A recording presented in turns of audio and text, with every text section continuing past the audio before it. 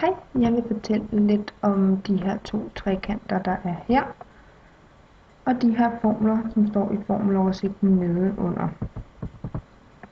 Her er en retvinklet trekant, og herover har vi en vilkårlig trekant.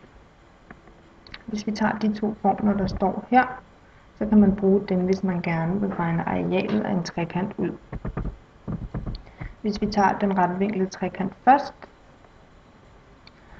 så siger man en halv gange højden, som er her, gange grundlinjen, som er her. Og på den måde finder man arealet af en retvinklet trekant. Hvis man skal bruge den samme formel herover, så laver vi højden her, så vi får en retvinklet trekant her, og en retvinklet trekant her.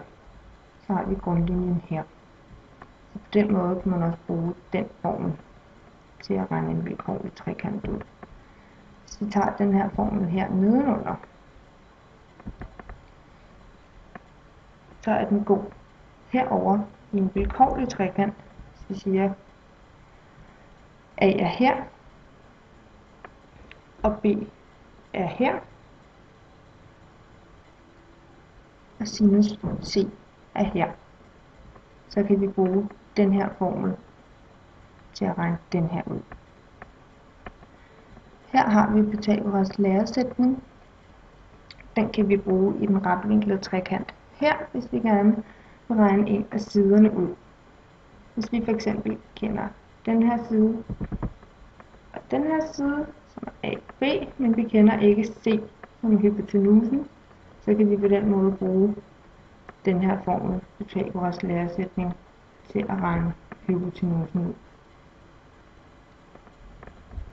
Hvis vi skal regne vinkler ud i den retvinklede trekant, som er her, så kan vi bruge kosinusformlen, sinusformlen eller tangensformlen, som står her.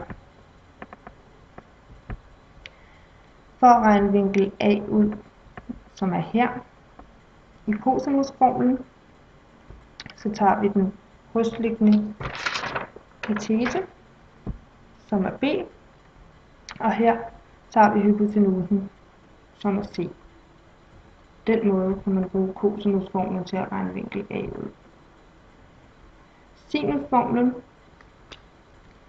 så er A den modstående katete til vinkel A, og C er stadig hypotenusen, som er her. Så man kan også bruge sinusformlen til at regne vinkler ud i en retvinklet trekant. Tangensformlen kan man også bruge, når man tager den modstående katete og den hosliggende katete her. Så kan vi finde vinkel A som vist. På den måde er kosinus, sinus og tangensformlen gode at bruge, hvis man skal finde vinkler i en retvinklet trekant. Hvis man skal regne sider eller vinkler ud i en vilkårlig trekant, kan man bruge sinusrelationen eller kosinusrelationerne. På den måde kan man finde både vinkler og sider i en vilkårlig trekant. Hvis vi tager den her formel, så er A her, B er her, og C er her. Og vinkel A er her, og vinkel B er her, og vinkel C er her. På den måde kan man bruge de her formler i en vilkårlig trekant.